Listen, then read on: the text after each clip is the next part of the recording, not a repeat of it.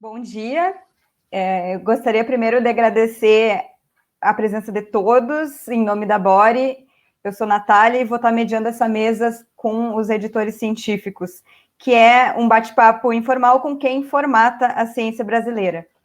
Para começar a nossa conversa, eu vou chamar, então, os editores científicos da nossa mesa. Chamo o Abel Packer, que é diretor da Rede Cielo, biblioteca eletrônica com mais de 300 periódicos científicos editados no Brasil.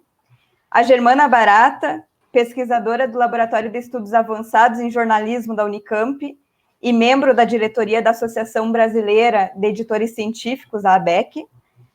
A Carla Pavanelli, que é editora-chefe da revista Nootropical Ichthyology, e a Regina Garcia de Lima, que é editora da revista Latino-Americana de Enfermagem. Bom dia a todos, obrigada pela presença. Bom dia. Bom dia. Bom dia, Natália. Para começar a nossa conversa, eu gostaria de perguntar para o Abel, para começar essa interação, como você define a função da revista científica hoje, no cenário que a gente tem de circulação de informação, e como a gente pode dizer que a revista científica está mais aberta a formatos novos de disseminação e a outros públicos? Bom dia a todos, obrigado, Natália, parabéns a Bore por esse aniversário incrível, o trabalho que a Bore vem fazendo, importantíssimo. Era um vazio que a gente tinha na comunicação de ciência no Brasil e que a Bore vem preenchendo de maneira exemplar. A função essencial da revista científica ou do periódico científico, que é comunicar resultados de pesquisa, comunicar através de textos, né, pesquisas que são avaliadas por pares, quase sempre no contexto de uma determinada disciplina ou área temática, ou combinação delas, no caso de periódicos multidisciplinares. Essa função essencial, ela vem sendo aprimorada, aperfeiçoada nos últimos 20 anos, eu diria, impulsada por duas forças principais que são convergentes. A primeira delas advém do surgimento da web, né, a publicação digital online na web, que hoje é predominante, e que, como meio de informação e de comunicação, a web tem duas poderosas características. Uma delas é a desintermediação, quer dizer, o fluxo de informação, o acesso à informação, a disseminação de informação na web, ela tem como característica do meio a superação de barreiras. E a outra característica é a interoperabilidade, né, o hipertexto. Em consequência, as revistas vêm progressivamente publicando os artigos tão logo são aprovados, superando a barreira da composição de números, ou fascículos, ou edições que eram necessárias na publicação em papel. Vem também adotando formatos de marcação dos artigos em XML e outros mecanismos para facilitar a conexão, né, sinapses com diferentes elementos na web, assim, autor vai para currículo, projeto de pesquisa vai para fonte de financiamento, etc. Em segundo lugar, a força também que vem, vamos chamar, contribuindo para o aperfeiçoamento dos periódicos, na comunicação das pesquisas, é o avanço do movimento de acesso aberto. O movimento de acesso aberto tem como fundamento a disponibilização dos textos dos artigos completos na web, sem custos para o usuário, e com licenças de reuso dos artigos. O acesso aberto, que o Brasil, com o projeto Cielo e outras iniciativas, é um dos pioneiros mundiais, é hoje uma das principais práticas de ciência aberta, que pressupõe que, além dos textos dos artigos, todos os conteúdos subjacentes, como dados de pesquisa, programas de computador, sejam disponibilizados também em conexão com os textos, de modo a promover a reprodutibilidade e replicabilidade das pesquisas e, principalmente, reuso dos dados e metodologias. O acesso aberto e a ciência aberta de modo mais amplo tem como princípio de visualizar, conceber o conhecimento científico como bem público e, portanto, deve ser acessível para os públicos acadêmicos e com traduções para os públicos não especializados das diferentes disciplinas. De fato, uma das motivações que é comumente disseminado como razão de ser de ciência aberta é contribuir para a consecução dos Objetivos de Desenvolvimento Sustentável das Nações Unidas e contribuir para a solução de grandes problemas que enfrenta a humanidade, como exemplo a pandemia do Covid-19 e as mudanças climáticas. As revistas vêm usando a interoperabilidade que oferece a web, o poder de disseminação das redes sociais e serviços de divulgação como a Bore para ampliar a visibilidade das pesquisas além do meio acadêmico. No contexto específico de divulgação de jornalismo científico, o Cielo visualiza a Bore como um avanço extraordinário, visto, além do mais, que é necessário desenvolvimento de capacidade de autores, pesquisadores e editores na abertura, vamos chamar assim, da formulação acadêmica para uma formulação mais ampla de divulgação. Então, os periódicos, sim, vêm se aprimorando nessa, vamos chamar assim, desafio de situar a pesquisa científica num âmbito mais amplo que o simplesmente da academia. Obrigada, Bel. Germana, a gente fala muito dessa importância de trazer os resultados de pesquisa para um público mais amplo. Como você enxerga isso? Qual é a importância de trazer esses resultados que estão num artigo científico para a sociedade?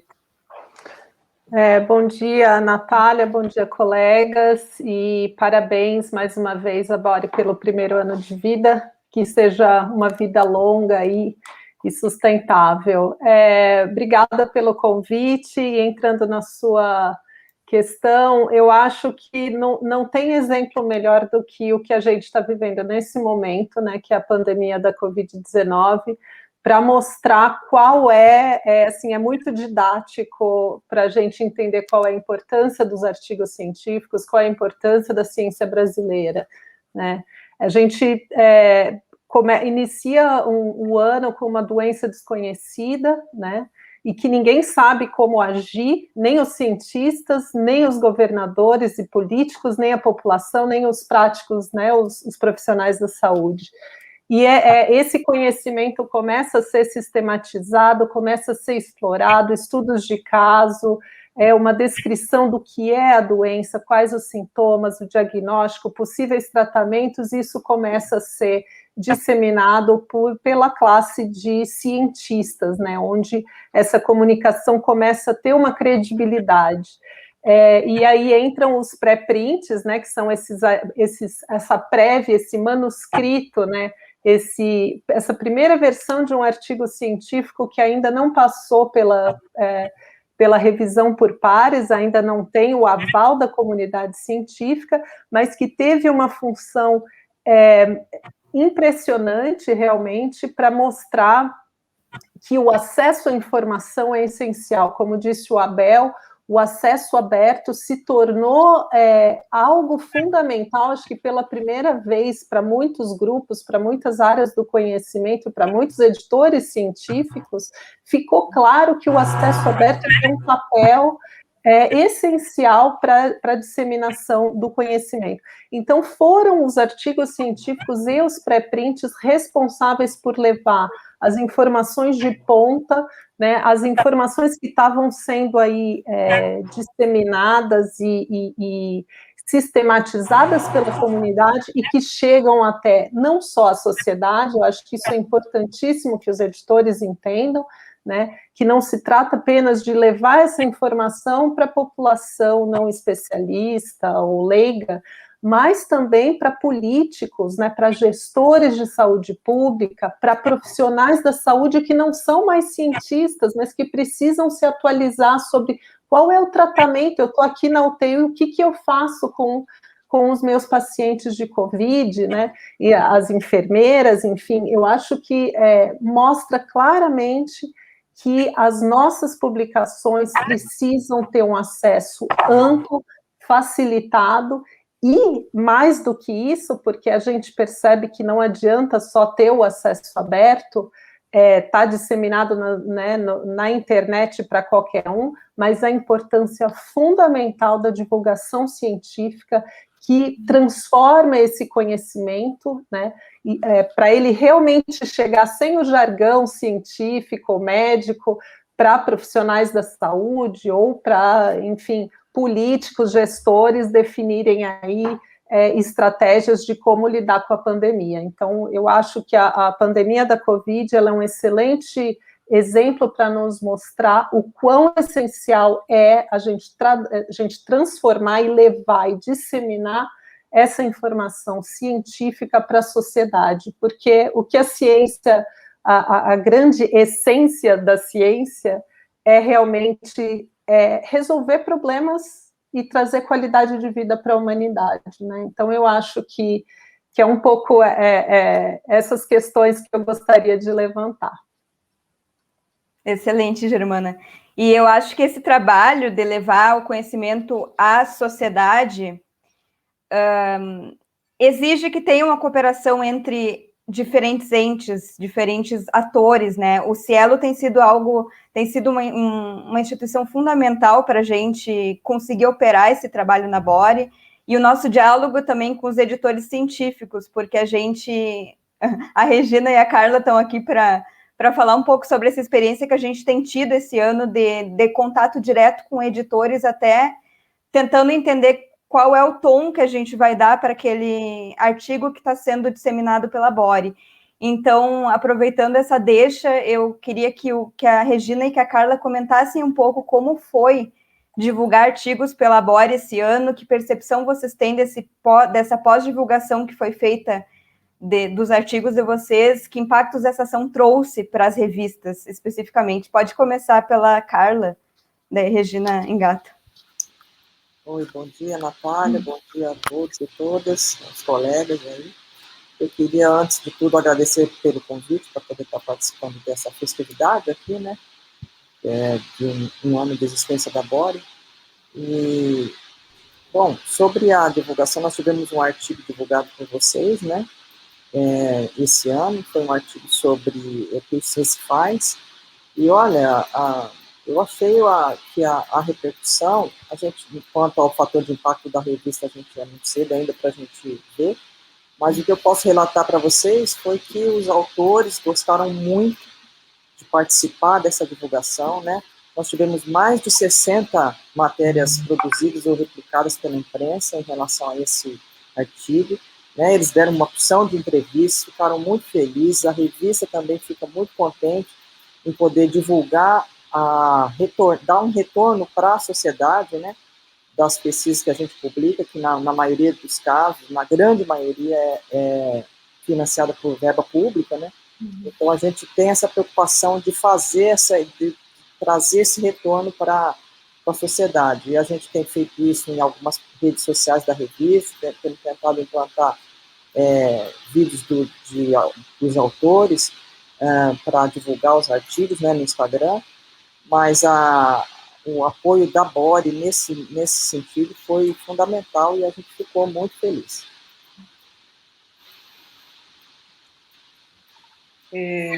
Bom dia a todos, colegas. A Natália o meu agradecimento, que leve a Bore, né, a satisfação de estar com vocês aqui, compartilhando esse primeiro ano de sucesso, né?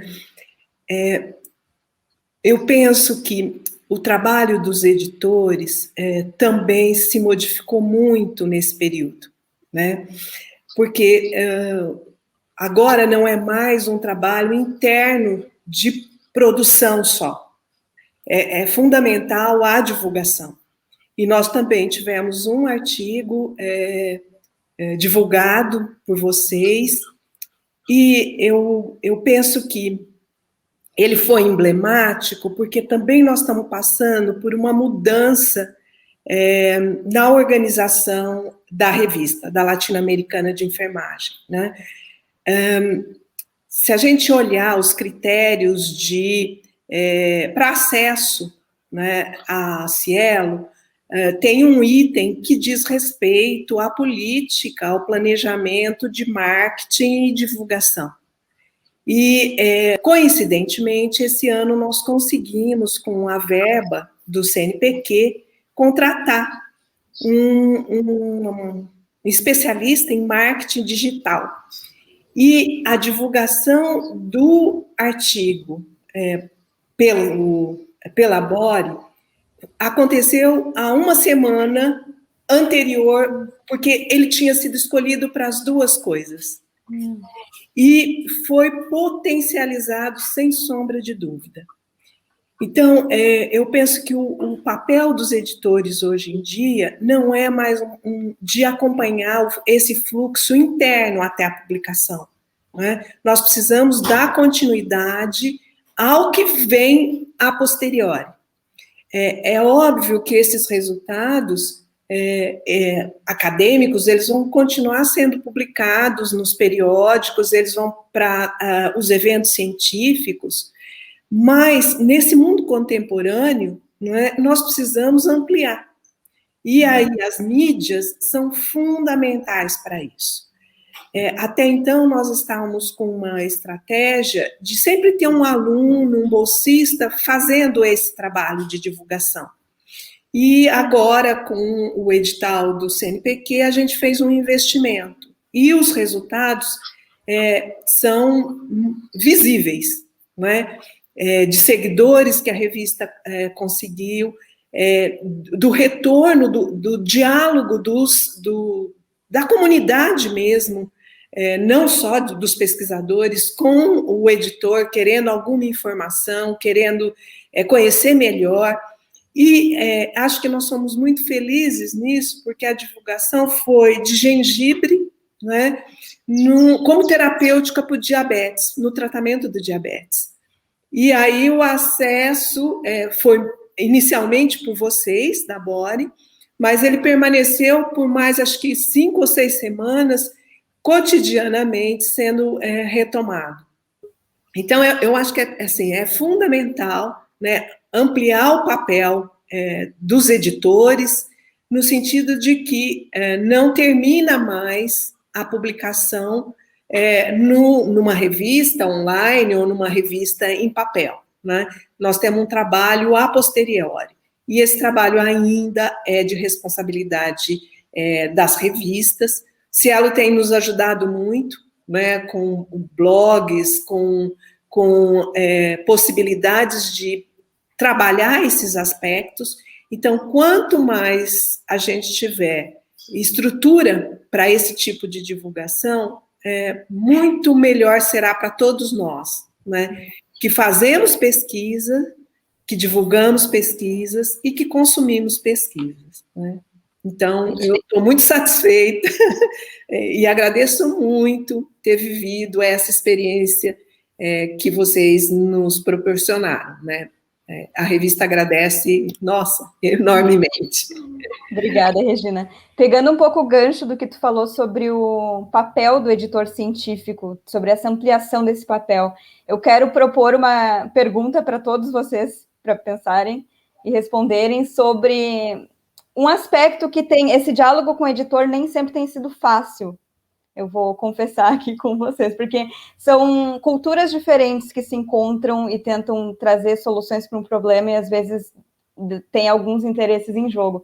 Então, alguns editores científicos não concordam em disseminar o paper para a imprensa porque acham que não vale a pena, acham que a imprensa não vai entender que isso significa publicar o artigo, às vezes, 5 dias depois, e eles não querem abrir mão desse prazo estendido e querem publicar primeiro. Qual a visão de vocês e o que pode ser dito para esse editor, que é meio reticente nesse trabalho de divulgação para o público mais amplo? Acho que pode começar pelo Abel, daí na sequência Germana, Regina e Carla falar um pouco sobre isso.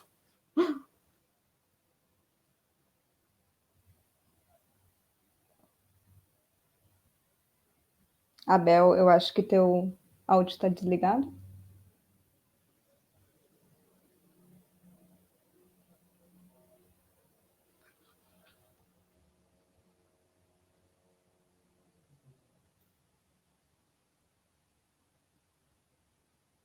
Ou começa a Germana, depois a Abel volta? Posso começar, então. Então, sobre os reticentes, eu acho que tem uma questão muito importante, né, que há uma desconfiança que ela tinha um certo fundo de verdade, que era a má formação dos jornalistas, né, e a má informação dos jornalistas, né. Então, eu acho que a agência Bore, ela dá todo o suporte, né, para jornalistas se capacitarem na informação, estarem melhor preparados. Vocês preparam press release de qualidade, né, com, inclusive, o aval das revistas, então a gente se cerca de cuidados para saber que aquela informação, ela é de qualidade, ela vai ser transmitida, e vocês estão aí com um pool de 1.400 jornalistas do país inteiro, né, então abrir mão de 5 dias para priorizar a publicação na revista científica, que vai ter quantos acessos, né, e atrasar em 5 dias, priorizando aí a divulgação com a mídia, vai fazer com que a sua revista, não é só o artigo que está sendo divulgado, mas que a revista em si, né, se arraste com essa divulgação, e aí você maximiza o potencial de disseminação desse artigo científico, né? Lembrando que cientistas, pesquisadores, né, eles muitas vezes ficam sabendo sobre um resultado de uma pesquisa pela mídia, e não porque eles estão acompanhando a revista científica que foi publicada, né?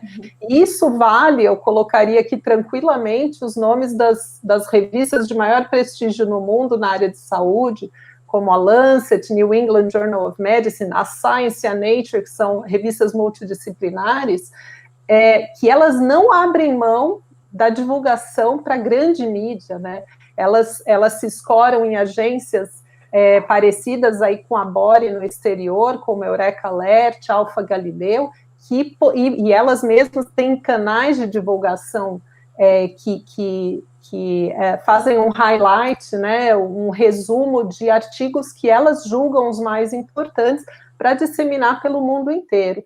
E há, né, pesquisas, análises mostrando claramente que quanto mais expostos esses artigos científicos estiverem na grande mídia e nas redes sociais, mais chance ele tem de ser lido, atingir o seu público-alvo, que são cientistas e profissionais da saúde de outras áreas, e que esse artigo seja, portanto, não só citado, né, que eu acho que isso é fundamental para nós, né, que trabalhamos com revistas científicas e autores de artigos científicos. O nosso objetivo final de um artigo científico não pode ser a citação, não pode ser. Não é possível que a gente trabalhe para, no final, ter 3 citações de um artigo, né? A gente tem uma missão muito mais relevante, que a Covid nos mostra de uma forma clara.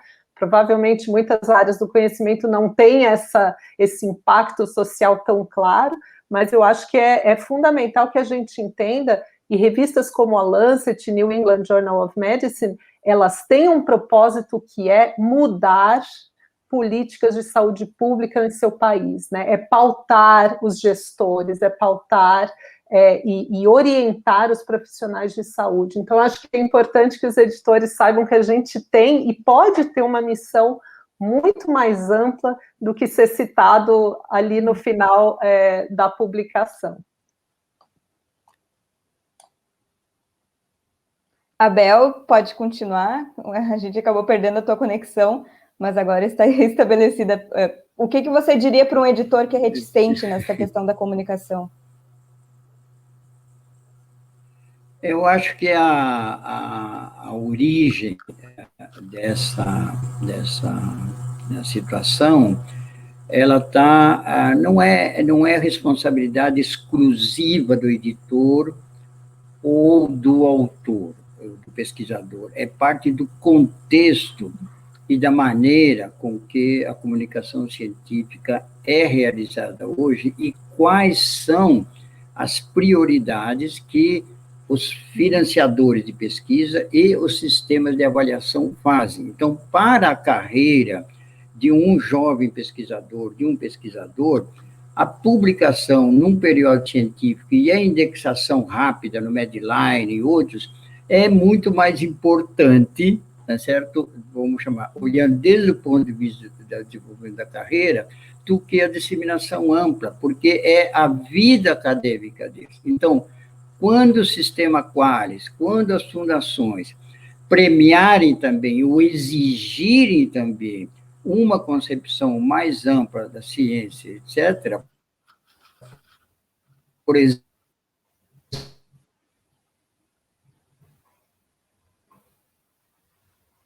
Perdemos o Abel de novo.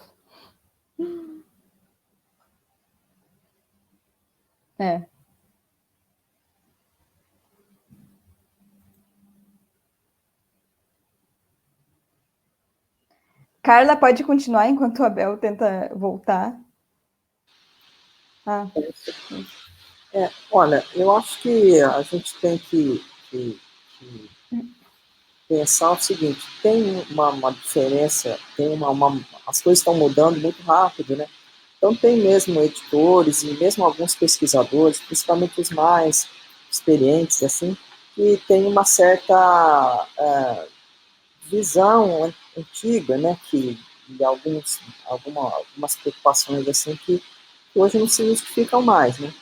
Então acho que a gente tem que tentar, dentro do possível, informar assim, incutir tanto para os autores quanto para os editores que essa postura tem que mudar. Nós estamos no século XXI, já com toda a nossa reunião aqui está diferente, a maneira de fazer os artigos, de publicar os artigos está totalmente diferente, as coisas vão evoluindo, né? Então as pessoas têm que tentar se adaptar a essa nova realidade nossa, né? Que, na verdade, na minha opinião, está muito melhor, muito mais rápido, muito mais fácil da gente comunicar, né, o que a gente faz.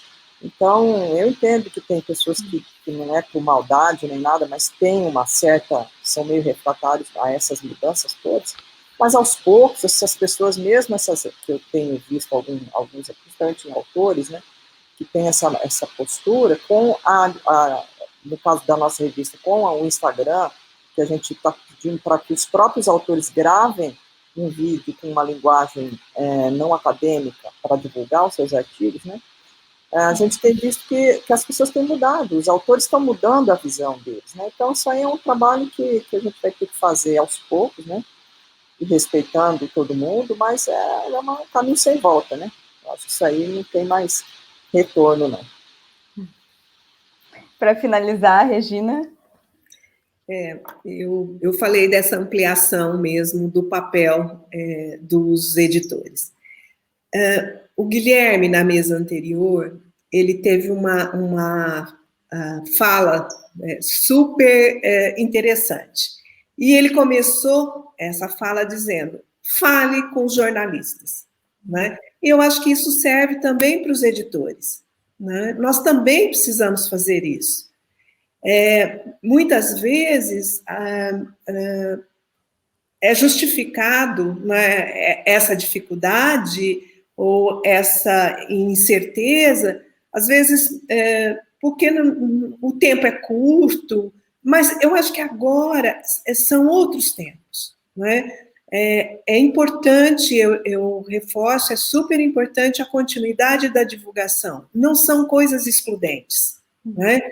Só que são para públicos distintos. E para chegar a esse público, né, que precisa consumir, que precisa ter a ciência como o balizador para a qualidade das nossas vidas, não é o congresso, ou não é a apresentação da tese lá na universidade que vai dar conta, né? É a publicação, mas também a continuidade em etapas posteriores dessa publicação.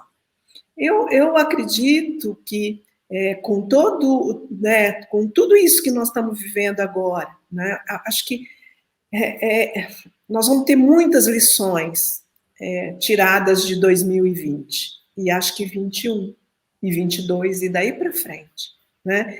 E acho que ampliar os papéis, não tenho dúvida, e vai ampliar o papel do professor, vai ampliar o papel do cientista, vai ampliar o papel do jornalista, né? Vai ampliar o meu papel como cidadã, e vai também ampliar o papel dos editores, né? E eu tenho muita confiança, eu sou muito positiva, né? Eu tenho muita confiança que nós vamos conseguir essa interlocução saudável, né? De tal forma que há uma outra vertente, né? Uma outra estratégia para chegar até o jornalista e a população, né? E passa aí por vários processos, né? E para finalização, há que se ter uma ampliação desse processo de compreensão e processo de trabalho dos editores. E eu acho que os editores estão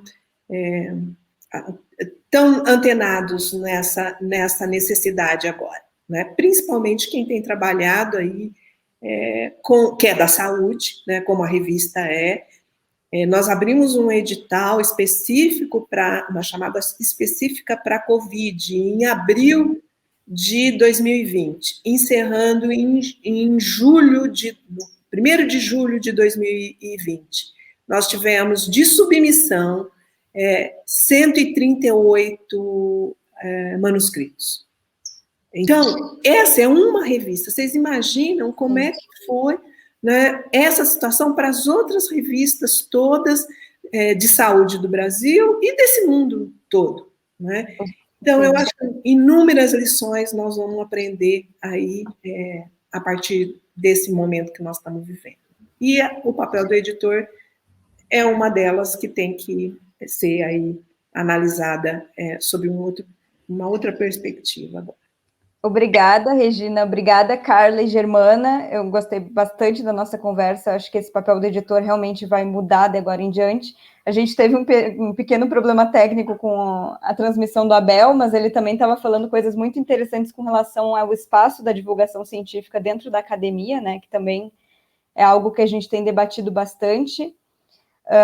Agradeço, em nome da Bore, a presença de vocês nessa mesa, nessa conversa. E agora a gente vai para a nossa terceira e última mesa. Me despeço de vocês, né? E agora a gente vai para a nossa terceira e última mesa com o pessoal que dissemina a ciência para um público mais amplo, que são os jornalistas.